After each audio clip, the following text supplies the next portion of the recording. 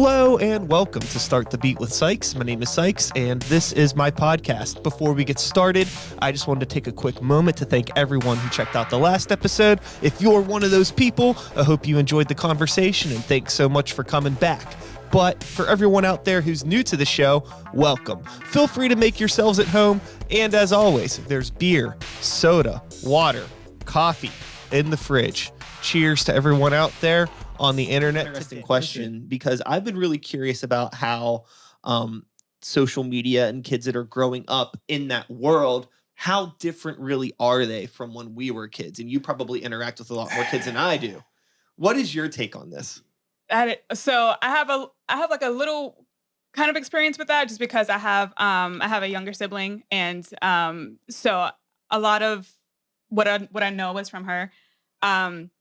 And then on top of that, I also work with international students. So their view is very different, because they're very into American things, but also it's still very much like my life is social media.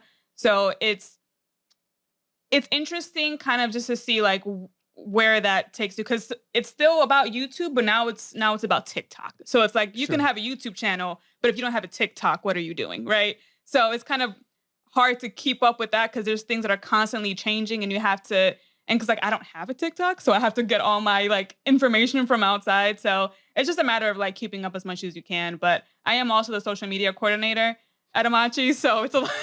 So you can get yes, like it's my job to be like up and kind of just thinking about that stuff constantly. From my experience, I mean, growing up as kids, I don't know how old are you? I'm 35. I'm 31. So growing up, it was kind of like, well, what do you do? Like, what do you actually do? Do you play a sport? Do you play me? Like, what do you do? And so now I think it's different, because now it's like, well, I have the YouTube, and it's these. I've seen kids get into an argument over like followers and like different platforms, and it's like, well, what is that tangibly? Mm-hmm. But it's a real world thing, so it's just like it's very different, kind of navigating in the space of like, if I just hit your charger, that whole world goes away. Yeah. Yeah, the weird thing with social media is I've observed is I think that there are some kids that view it in the same way that I probably viewed like playing a video game. Yes, but the only issue is that it's not a game. Not to sound like kind of like, oh, it's reality's gonna get you. I'm not trying to be all like that, but it's not. And I think that there are a lot of like real world consequences to your actions on those platforms that I think sometimes it takes kids growing up in it to realize. I think it takes them some time for that to click. And normally when it does click, it's like the result of something not so great happening. Yeah. Whatever it may be. It's also the quickest way for kids to check out. Sure. Like now, because it's immediate dopamine. Like if I don't like it, or if I'm stressed out, if I don't understand it, I can kind of check out. And so part of like the mentoring and working with them is being like, hey, we can take breaks, but some of this stuff you just got to work through, and you got to get through it. And so I think that's kind of the difficult thing when working with younger kids. Is like, there's no exit for this. Like, you have to learn this. Yeah. And so that, and then trying to collect phones is always I've got calls from parents like, why'd you take his phone? Because we're at work. And so that's the thing. Yeah, I think that it can be really, really hard to make. I mean, you know how hard it is when you were a kid. If somebody wanted you to do something, you didn't want to do it. Mm-hmm. I mean, you're going to stand your ground. Kids will stand their ground harder than pretty much anybody else. Like, if you touch me, I'm telling everybody.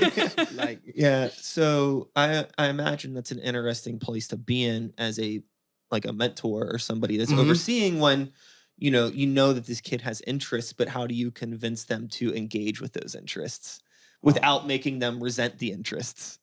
Well, one thing I try to practice, and I have to get better at it, is you got to, cliche as it seems, meet them where they are. So a lot of people are more easily willing to open up if you start a conversation based on their interest, and then you pull them into the broader topic. But if I come to you and talk to you about anime and you've never watched anime, you'll listen, but you won't engage, and that'll be a 5-minute conversation. If I know you like, I don't know, you're a basketball aficionado, if I talk to you about LeBron, and then I say, well, did you catch the one anime show? You'd be like, oh, no, what's happening? And I can compare it. Now I can pull you in. So it's like, it's a challenge of you got to stay up to date because I have to know the language to meet you where you are. Like I have to know what that show is. I have to know, the music. Even if I don't like it, I need to know what music you're listening to, and then I can tell you why it's trash. Right, and then you can call me an old man, and we can go from there. But it's being humble enough to be like, let me figure out what this is that I think is completely ridiculous, so I can pull you to this thing that I know you need.